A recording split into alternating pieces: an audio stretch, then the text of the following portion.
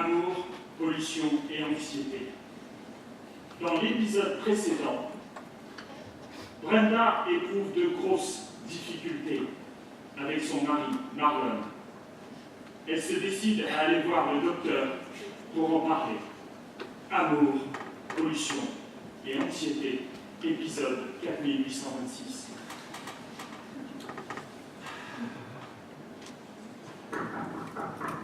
Oui, entrez. Bonsoir. Bonsoir. Il est 15h30, mais bonsoir. Docteur Günther Lang, Van McCormick. Oui, appelez-moi Günther PMC. Installez-vous. Vous avez le teint blême.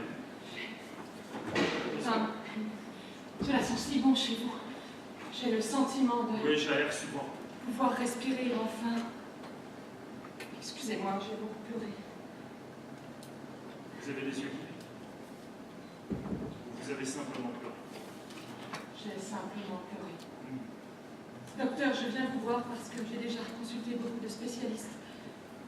Cela a commencé tout bêtement par une irritation du nez, de la muqueuse intérieure. Et puis, cet eczéma est apparu entre mes doigts de main. D'accord. Vous m'avez parlé de votre relation conflictuelle avec votre mari. Est-ce que vous pouvez m'indiquer les détails de votre dernière dispute? Vous croyez que cela peut avoir un rapport? Je pense que ça a peut-être un rapport.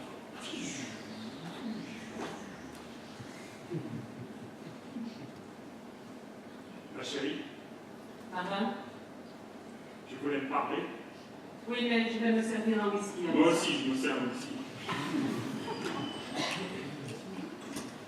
De quoi voulais-tu me parler? C'est simple, je crois que tu le sais. Tu aurais pu demander à Brandon avant de te servir dans cette bouteille.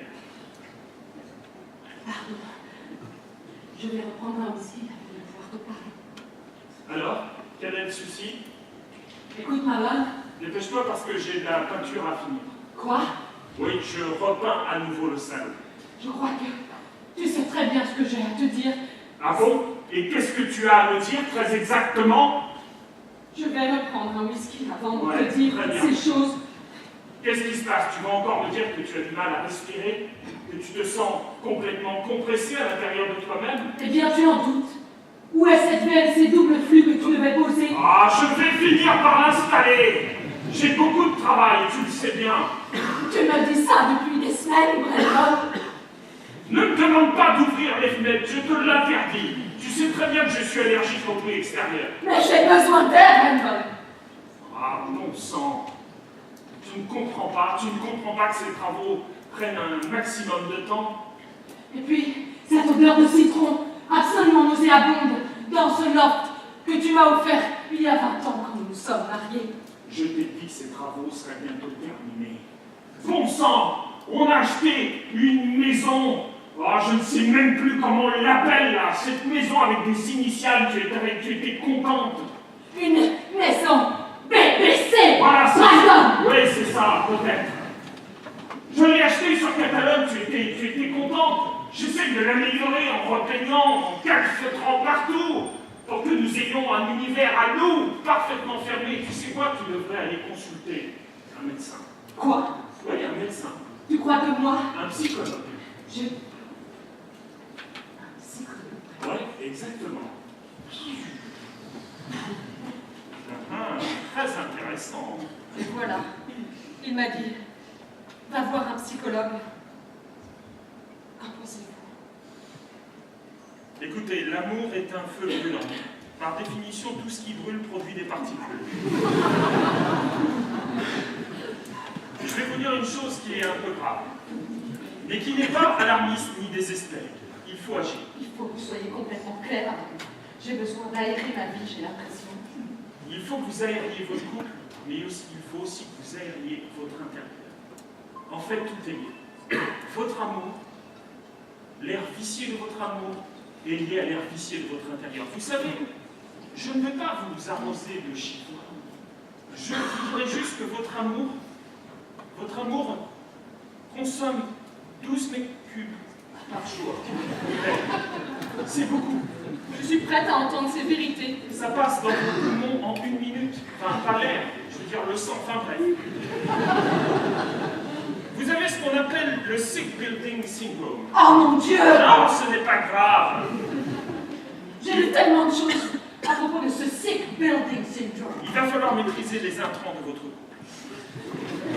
Il va falloir à la fois définir un plan d'étanchéité dans votre couple, mais aussi dans votre maison. C'est très important.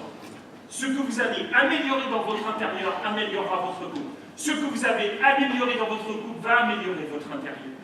Est-ce que vous voulez dire par là que l'architecture de notre amour a été posée sur des mauvaises fondations? Peut-être, oui. Qu'il vous avez voulu que j'aie voulu mettre trop d'étanchéité dans cette relation? Exactement. Entre vous et votre mari, il va falloir penser à des membranes hydro-respirantes. Je ne vous décrirai pas précisément quoi c'est la construction. Il va falloir restructurer votre relation de couple avec une ossature bois. Parfaire les détails, c'est très important. Un couple, c'est des détails, comme votre intérieur. Mais attention, ça ne doit pas devenir une marmite à Paul Blanc. Il va falloir, entre vous et votre mari, définir un bypass afin de restreindre la période de chauffe. En d'autres termes, quand ça chauffe entre vous et lui, prenez vos distances, aérez-vous, ouvrez les fenêtres, sortez à l'extérieur, allez courir dans les bois. Docteur, j'ai tellement envie d'un whisky. Allez-y, je vous en prie. Les parois perspirantes aussi seront très importantes. Vous êtes en train, vous et votre mari, de migrer dans une paroi complexe de l'amour. Bref, j'aurais envie de vous dire que rien n'est perdu. C'est vrai. Non, rien n'est perdu. Absolument rien. Mais c'est un effort qu'il va falloir faire. Chaque couche de votre couple doit avoir une ouverture à la vapeur d'eau de plus en plus complexe. Ouverte. Vous savez quoi? Oui, je sais quoi. Je crois que je suis prête pour un nouvel élan.